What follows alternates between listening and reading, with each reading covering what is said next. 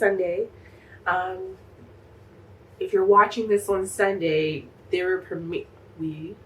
am premiering a new series on my channel called M&M for movies and makeup. A series on my channel where I talk about movies that I enjoy-ish while putting my makeup on, essentially. Please forgive me. I am getting over, you know. But I didn't want to stop this from making me record because this is like my first video of 2022. Happy New Year, everyone. I'm so happy that I've made it through 2021. Honestly, 2021 was a great year for me, mentally, emotionally, maybe not mentally and maybe not emotionally, but definitely experience-wise, I definitely had a really great year. I enjoyed a lot of new things. I met some really cool people, and but that's neither here nor there. That's for another video.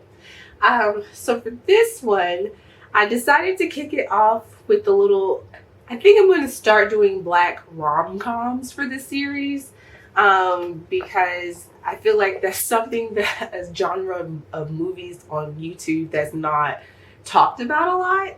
And so I'm just like, I feel like this is where I can slide on in here. I love rom-com, but I decided that I wanted to start with Love Don't Cost a Thing, the 2003 movie starring Nick Cannon and Krissy Elle. And I believe that this was Nick Cannon already had his kind of rise to fame, or at least for us younger generation. He was on All That, which was a very popular kids sketch show in the 90s. And he came towards, I don't want to say towards the end, but he definitely came around the time that Kenan and Kel was kind of like moving on to their own thing. And so he was kind of like that new generation of like All That cast. And I personally loved this movie growing up. I watched it a lot because it came on TV a lot. And it was also just really, I think it was a remake of like the 80s. I believe it's an 80s movie of Can't Buy Me Love. And of course, I'm not sure why they used Love Don't Cost, I guess, because J-Lo's Love Don't Cost a Thing song was really big at the time. And so I guess they wanted to play off of that. But like I said, this movie starred Christina Milian. This is kind of like her breakout role. Like she was, when I was doing my research, like she was saying that she was doing all of this work on other shows and kind of like, like a background role. I don't think she had a leading role. So I think this was her first leading role on film. This is Christina Milian's leading role. She plays Paris, who is like, she's not even snobby, but she's well off. She's very popular, very beautiful, and kind of sexualized in a way. Like, at least when I was watching the movie, it was kind of weird because like she's supposed to be a teenager, but like you get all these close-up shots of like her boobs and her butt. And like, like she's walking around in this like sexy, like a little bit too sexy, at least in my opinion, for a high school student. Even though like she's a senior, so I guess she's supposed to be like 17, 18. It's their last semester of high school. And so you see her and she's like walking all slow and doing all this stuff. And then here comes Alvin, this nerdy, corny, kid who is a pool cleaner because he's raising money for a part. I don't know what the actual part is. I think they said it's a camshaft. I don't know if that's a real part to a car. I don't know nothing about cars, but so like he is raising money because he is building a car with his friends from the ground up. And so with that, And the plan is that they're submitting the car for a for a not a grant, but like a scholarship,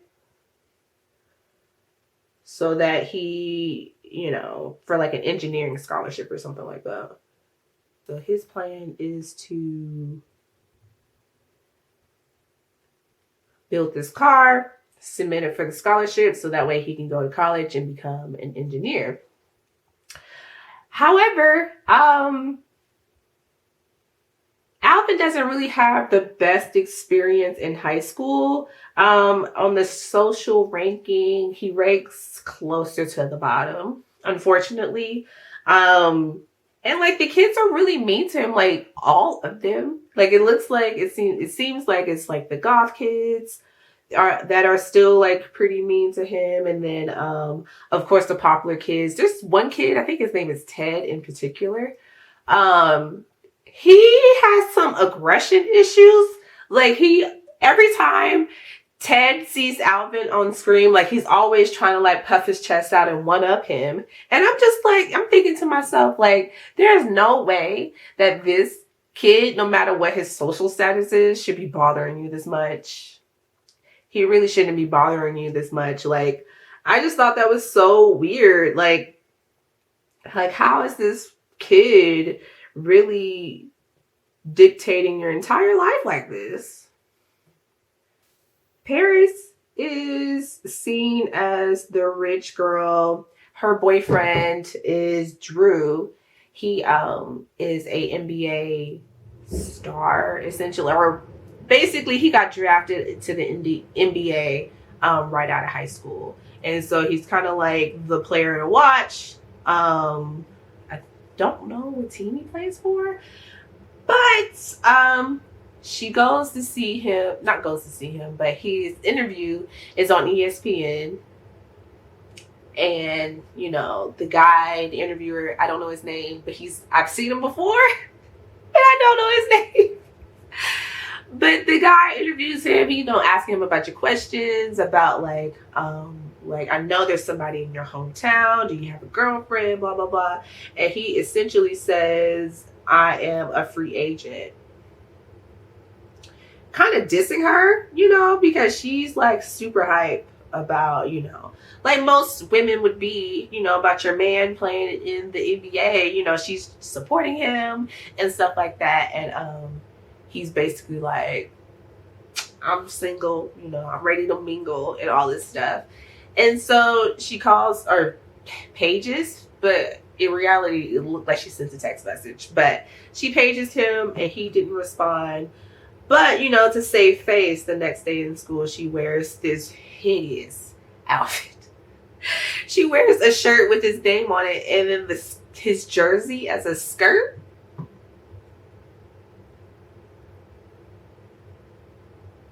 Now, I never, did I date an athlete in high school? I don't think so. But even if I did, the most you would get is like a little bit of paint on the face and I might wear your jersey. But to turn his jersey into a skirt, sis, she was down bad. But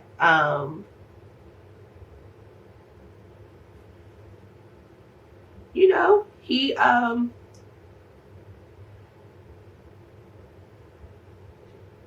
she's just like, oh, I'm wrecking my man, I'm still supporting him, I'm gonna stick beside him.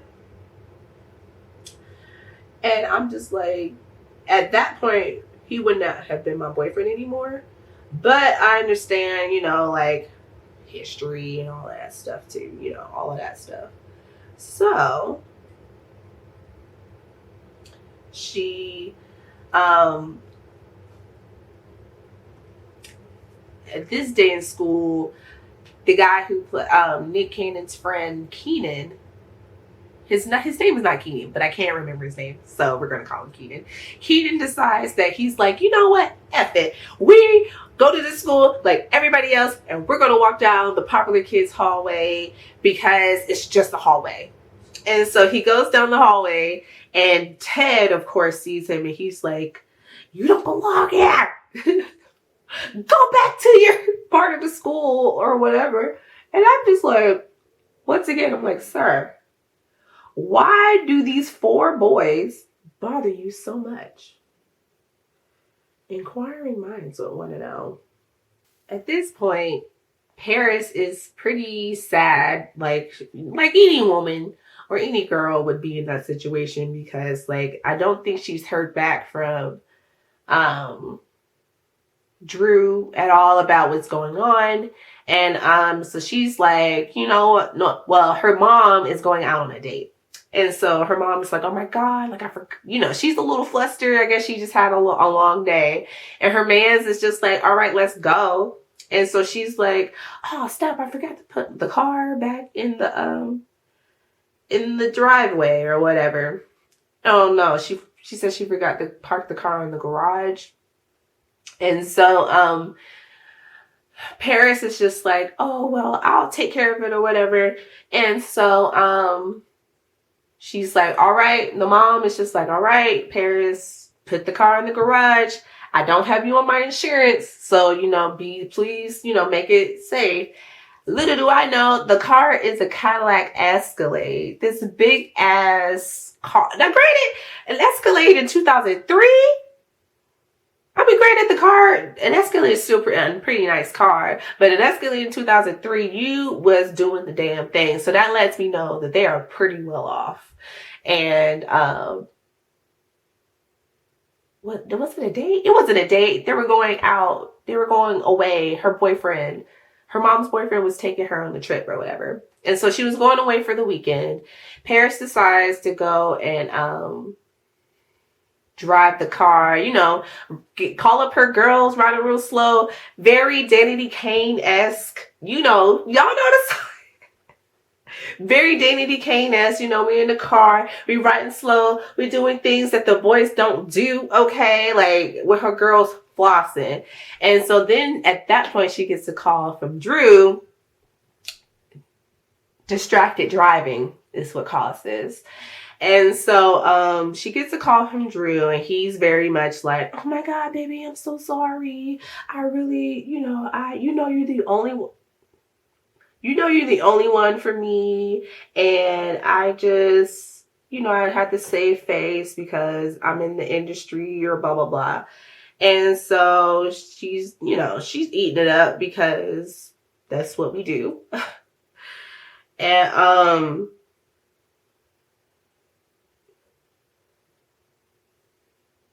but he gets distracted because there's a nice little cameo by a pussycat doll by the name of Nicole. I don't know how to say her last name. I'm not going to do it. But, you know, it's a cameo by her. And so he's like, you know, rushing to get off the phone. And she's basically screaming at him, telling him to say her name, no Destiny's Child. And he is just like, oh, I'm going to call you back. And so, boom. She basically hits a light pole in front of everybody. And it looks like, I don't know if it was just everybody from her school there watching what's going on or whatever.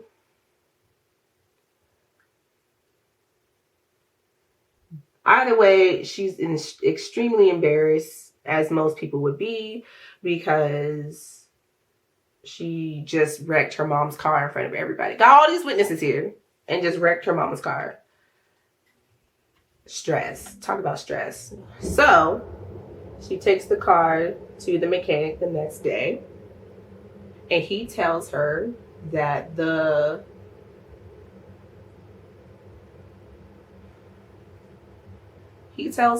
repairs are going to cost her $3,000, and that it's going to take about 2 weeks for him to fix the car because he's all backed up.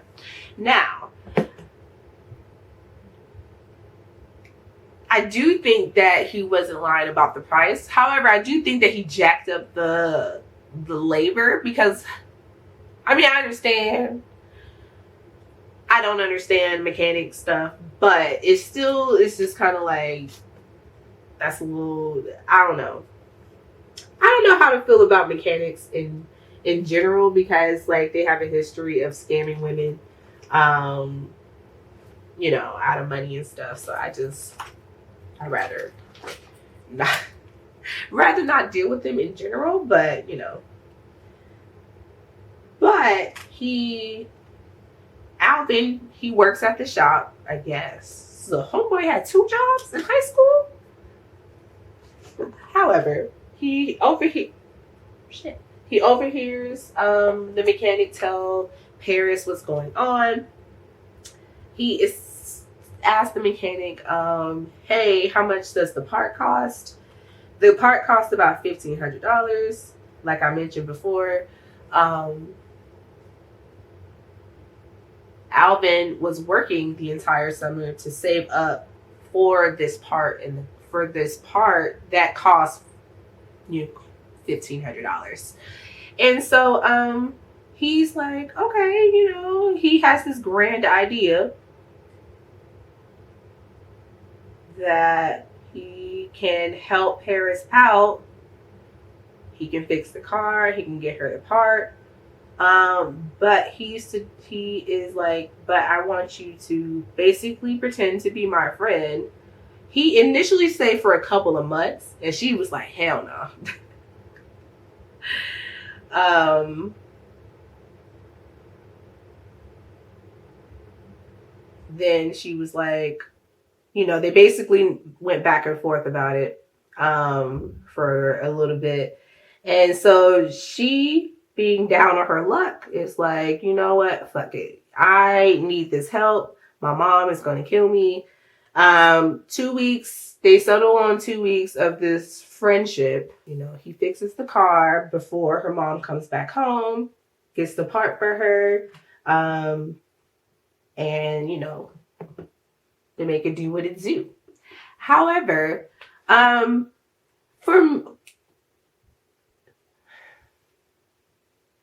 don't know how to feel about this, because like,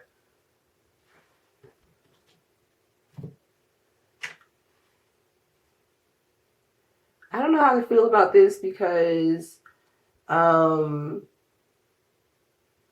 you shouldn't have to buy your friends, but I guess because he just had, I don't even know if it was like a horrible, outside of being bullied, that might be the worst part of it. Like, him being bullied is probably his motivating force to like try to make up for the time that he feel like he lost in high school.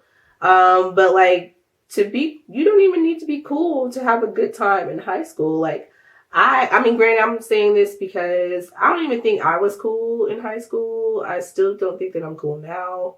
I think I just do my thing and I go about my business. But I still had a lot of fun in high school. But also, I wasn't bullied a lot. I don't even think I was bullied at all. I was made fun of course, but I don't even consider that bullying, because like, I grew up in a time where roasting was just a thing that we did to each other. And so I can't speak because I don't know this life, but I don't think that his time, like, I guess he perceived his time in high school was wasted because he didn't go into any school events because he didn't feel cool enough, I guess. But if you're in high school and you're watching this, don't feel like you have to be in a certain crowd to enjoy your school experience, because like, it's high school. And as someone who's 10 years out from high school, it matters, but it don't. It matters, but it don't. It matters at the time, but like after that, it don't. So they make this agreement that he fixes the car. And so the first day of them walking down the hall together, everyone is looking at them like, what is going on? You would have thought that like, she walked down that hall with like some green hair and like a tacky ass outfit, but literally she is walking down the hall with Alvin, and everybody's kind of like, what? Oh my god, oh my god, oh my god. And I'm just trying to think, is this realistic? Because I feel like, I don't know, I just don't feel like we would, I don't know, because I don't know, But I just feel like this was very dramatic. Maybe I'm just, it's a movie, but it was just so dramatic because everybody was really like, oh my God, like, why is she walking with him? I can't believe that she's doing this. And like her friends are like, what are you doing? This is social suicide. I can't believe that you're doing this. And she's just like, I'm walking down the hall with him, not y'all. Why are you guys so hell bent on like being asked about this?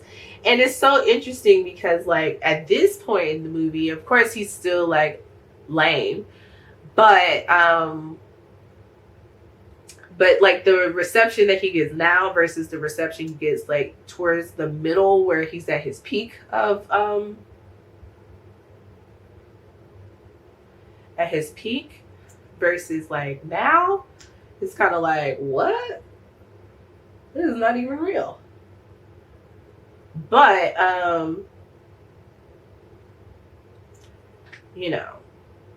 everybody's like, I can't believe this. They go sit at lunch together and they're like they're like icing him out essentially. And so she, they're everybody's not everybody, but they are both kind of getting, he's hype about, being her friend, but I can tell like at this point he's kind of like being like, is it even worth it? Because they go to a game.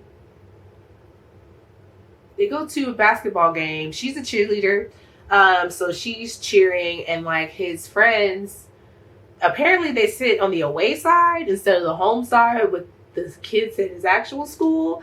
And I'm thinking to myself, dang, y'all really icing this man and his friends out because like what, they like to play video games? Like that don't even make sense, but also I don't know. But yeah, so they're basically icing him out. And so they sit on the home side together, having a good time. And then here comes this nigga Ted running up in the stands, talking about some, y'all need to go sit somewhere else. Y'all are taking, y'all are, causing me to lose, I guess. And I'm like, once again, somebody get this. Where are the teachers? Because like, there's no way that he is at a basketball game, able to run up on them, and no teachers, no coaches, nobody says anything. Like, is this Gossip Girl, the school of Gossip Girl? Because them teachers be just as bad. Like where are the teachers? That was my question throughout me watching this movie as an adult. Like, where are the teachers? Where are the teachers? But, eventually, his friends or his teammates kind of like, no, like the guys run out. No, Alvin runs out of the gym. He's like all distraught. And then Paris runs after him and she's like, like, I understand this is hard, but you thought this was going to be easy. Like, he really thought that this was going to be like, they hang out together and he's going to be cool. Like, nah. You thought this was going to be easy. If there's something you want, you got to like work at it, whatever. And so here's my favorite scene in the movie. They get to basically his makeover. And it's probably one of my favorite songs of that time was Air Force West. In the stumping in my Air Force West. I was a Murphy. I understand Nelly was like the star of the group, but like Murphy Lee will always have my heart. That man was fine. Okay? Like, but at any rate, they do this makeover. She give him some nice clothes. She waxes his unibrow and combs his hair finally. And like he comes home stunned, walking in the house with his gangster lean. And his parents are just like, And his dad, played by the Steve Harvey, is just like, what has gotten into you? What is going on? And so, I didn't even mention when he has his first outing with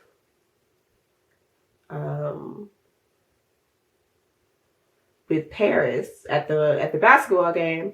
His dad is basically giving him the quote unquote talk. And so he tells him about all these condoms. First, he's like, the fact that his parents have a water bed,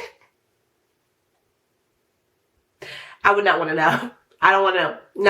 Not my parents. Absolutely not. But his parents, he sits him down and he gives him the condom talk, like, and as weird as the scene was to me, I appreciated it because we don't,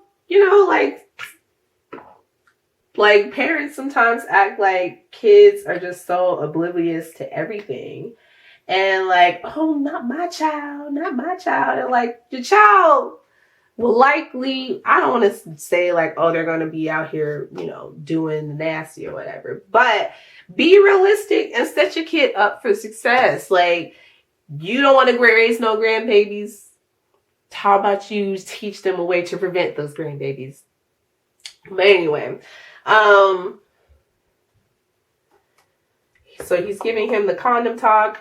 It was very weird. He drops like literally a shoebox of old ass condoms on him, and he was like, I ain't used them in a while. And I'm like, so you just got, he probably had them, when they had their son. It was just like, I can't wait to give him this one day. But he shows him these condoms and he's like, this is what you need to be protected out here. And so so he comes back home with these new clothes, and his mom is just like, boy, what has got into you? And Steve Harvey is just eating it up, okay? Like, it was so funny to me because like he over here like speaking in slang, and his mom is just like, stir, and his sister was just like, what the hell? And his dad is just like but later on that evening, basically this is where he gets his street cred a little bit, because him and Christina Milian, they go to a party, and but before they go to the party, he lets her know that he had all of this stuff going for him. And then she's like, okay, so why can't you accomplish it? And he's like, well, I spent the money on you, girl. And so she's just like, what? Oh my God. Like, I can't believe it. And essentially, is like, she like turns into his hype man at this point. Like, there was a point where he comes into the party and the guy's car wouldn't start. And so he busts out this rubber. It like rips it open with his teeth. And there was something in that condom talk that I not enjoyed, but it was funny to me because he's like, Steve Harvey's just like, you can't, the girl gonna fall asleep because you trying to put your raincoat on your little rascal. And it just reminded, and I'm just thinking to myself, you're right. Because, like, imagine you trying to get it in with somebody and they fumbling with the rubber. Like, I don't know about y'all, but I would if my parents are watching, if my mom was watching this, I'm a virgin. I don't know what you're talking about. But, like I said, like, he had points there when he said that. So, but all of that practicing paid off, because like he was able to get that condom on and popped it on right on out, ripped it open with his teeth and slid it on out, and then popped it on the little whatever was causing the issue. And then they were able to get the car to start, and then boom, he now has street cred. And from there, you see a change in in him, of course, because like now he's kind of like not hanging around his friends, and um he's not hanging around his friends, kind of ditching them. And then, of course, at this point, he's like making new friends, but he's also kind of ditching Paris in the meantime because, not for any particular reason. I just think he just got caught up in the life of being a cool kid. And so Paris is just like, I know you Mr. Cool Guy, whatever, but we had a deal, and what's good? And so he's like, oh, my bad, my bad. But fast forward to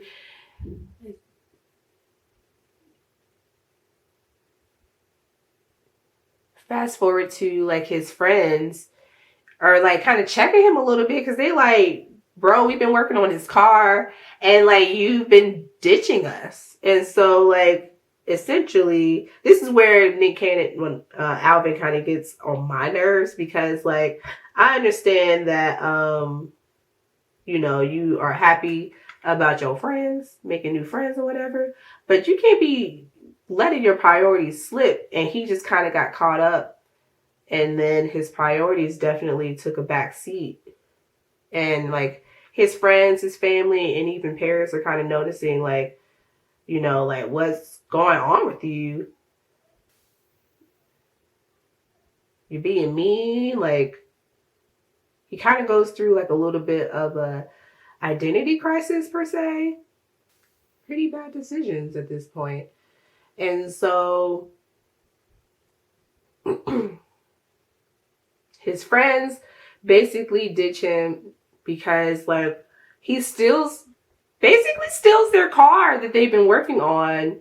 But the worst of it was like he manipulated them into thinking like, yeah, we cool, we gonna be friends, we gonna hang out or whatever.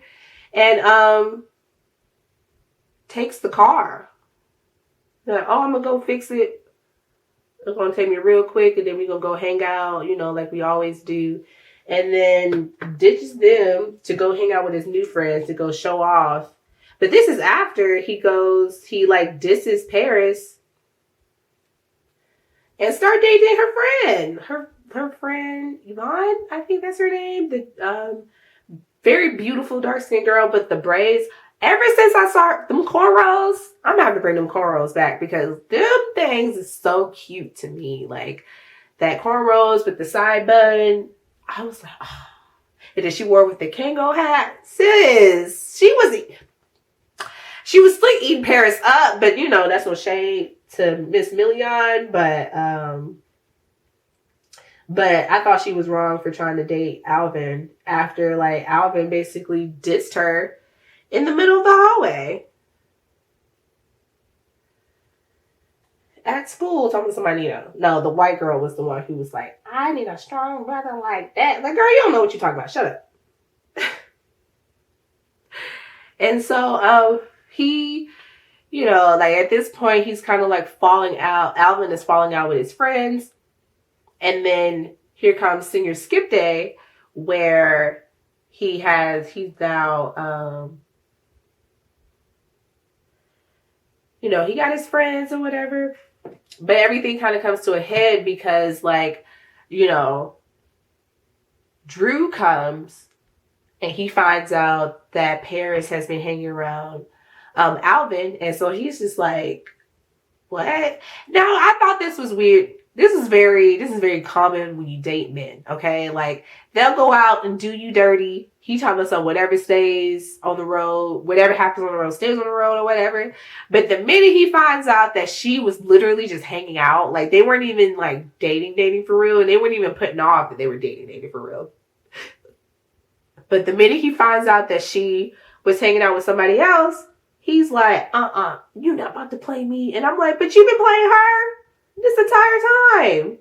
Calling yourself a free agent. Bitch, I'm a free agent too. Like, the way she was like, I do think that she was making a fool out of herself, but I understand that she was like just trying to clear her name and what was going on. So that way, you know, her and Drew could get back on track. But she goes to Alvin, finds him with Miss Reagan Gomez, the 90s TV queen. I love her. She is so fine. Oh my God. But he is like, hey, can you come tell Drew what's going on about our deal? Because like, I don't want him to be upset with me. And he basically like tried to play her and being like, we was cool and then we hung out, we was cool, and now we not cool no more. And so she's just like, nigga, can you tell him what's going on about our deal? Because like, like I don't want him to think that that this was more than what it was. Then I mean, I don't even think she would wanted him to like be like all of that. But like, even if he would have been like, oh yeah, we were just friends and it wasn't even nothing like that, she was helping me out with some shit. I think that would have went away further than like the nothing that he was basically trying to give her. But he was basically like, oh no, like, I don't know what you're talking about. So she basically let the cat out of the bag. She was like, he spent $1,500 on me, and he essentially wanted me to be his friend. And now here we are. And so everybody is kind of like, ooh. You buying friends? You buying followers? I feel like if they did that remake today, that would literally be it. He bought followers. But you bought your clout. But everybody kind of like ices him out at this point, because like he tried to, it's not even the fact that he bought her or bought her friendship, but like he tried to play her like she was a lame. And she told him like, you think that this shit is easy to be in this place? Like, these folks don't give a shit about you. And like, you in here just today, but you may not be here tomorrow. And that's just kind of like how the game goes. And that's kind of it, like in life in general. But like, he really thought that he was like going to be solidified, but you just started being cool like 2 seconds ago. Like, did you really think that that they were just going, like, that shit was going to slide? Like, that's the part that I just did not quite understand there. Ooh, not you breaking. That's the part that I didn't quite understand, that he didn't understand. But, I guess when you're part of the highlight and you're finally getting a little bit of, social status, you can kind of forget that, all of this shit is temporary. But essentially, he kind of goes back down. None of his friends is talking to him, rightfully so, until they go to another basketball game. And his friends are trying to sit on the home side. And Ted, once again, is basically berating them, talking about, so you're in my lucky seats. You got to get out of my seats. And they're like, no, I'm not leaving. And so he puts up this big hissy fit. And once again, where are the teachers? Because, like, bruh. Like, there's no way that he's out here terrorizing these students like this and, like, nobody's saying. And he's still able to play on the team? I know it's a movie, but, like, I just can't get past that. So, but Ted tries to step to him. They're like, they got his back or whatever, which is pretty cool. And so, they got his back. They help him out. But prior to this, I want to mention this scene because it looks absolutely ridiculous. The scene where, this is kind of like in Friday when, where the dad gives, the son the talk. and being like, you win some, you lose some, but you live to fight another day. Like, this is that kind of scene. But the way the lighting looks, it looks like a horror movie. If I take the words, or if I take the sound out and put, oh man, it's damp. I take the sound out and put a horror movie, like, this could be a totally different conversation. But the words resonate with him because he's basically like, you can't run away from who you are, and you can't be dissing your friends because they've been there for you since you guys were, in elementary school, and like, you can't turn on them, even though I may not like your friends and I may not agree with everything that you're doing, but you can't, you got to have loyalty, you got to have respect, you got to have integrity. And that's essentially what the lesson was for him, because although like he want his kid to be cool, it's not worth it if you are treating your friends like trash. And so he takes that lesson and he learned that he goes and sticks up for his friends. I don't think he anticipated doing that. But, it just kind of happened anyway. And he runs out of the gym, and then Paris follows him one last time. And she's greeted with Drew, who is like, like, yeah, baby, I'll give you one more chance. But she's just like, I don't want that. I don't want to be your NBA wife. And essentially, because she knew that this wasn't going to be, it wasn't sustainable. She knew that this is not the life that she wants to live for herself, because like, even though that's the route that everybody kind of wants her to take. And so I was proud of her, because she, like, in the movie, she was definitely like, like, what if I go to San Francisco after graduation and take some singing lessons, and I want to play the guitar and, try to make a name for myself that way. And everybody's like, no, girl, you about to be Drew's wife. And she's like, but I want more than that. And so her wanting more is essentially what led her to choose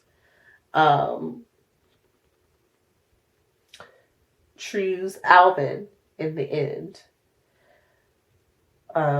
because he was able to see her as Paris, Paris Morgan, the cool, a little bit more than just the cool chick, who, makes her own, makes her own money. She ain't making no money. She ain't got no job.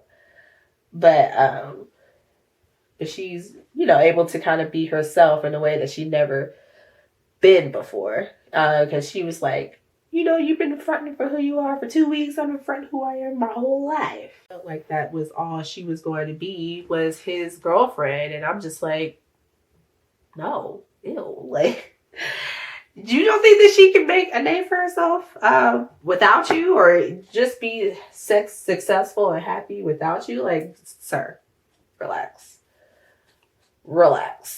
But the things that I like about this movie, it's nostalgic for me. Like, the fashions, the way that they talk, because they did a lot of shizzle, for shizzle, my dizzle, what's the dizzle type of thing. And I'm like, I'm so glad that that's over.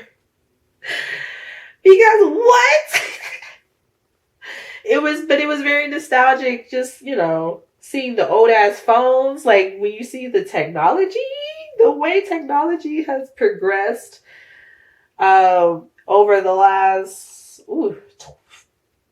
20 some odd years, like, it's great. I'm sorry, I keep looking over here because my mirror is this way. I'm gonna get it right, y'all.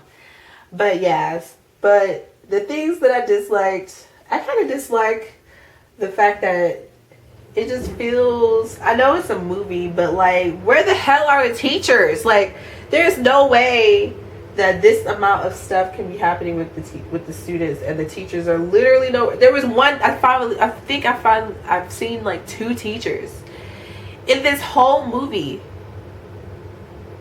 The entire film, there was one teacher in the science class, and I saw one teacher in the hallway, and he just stood there and let this guy get ripped on. Like, what? But yeah, he stood there and let the kid get ripped on. I don't like that. I don't like that at all. But the movie is still great. You know, take a trip down memory lane if you want to. I watched this on Netflix. I'm sure you can probably catch it on YouTube. I don't know what I'm doing with this part here. You can probably catch it on YouTube. And like I said, I'll try to get these videos out every Sunday. So next week I'm thinking about doing Think Like a Man. We'll see. I think I might do Think Like a Man. So if you like this video, please like this video. Please share it with your friends if you care. Catch me on my socials. I'll link them down in the description box below. And I'll leave a comment, and maybe I'll do a poll or something on my Instagram where you guys can vote on the next movie that I review, or on the next couple movies that I'll review. But yeah, I will see you guys around, and thank you for stopping by. Bye.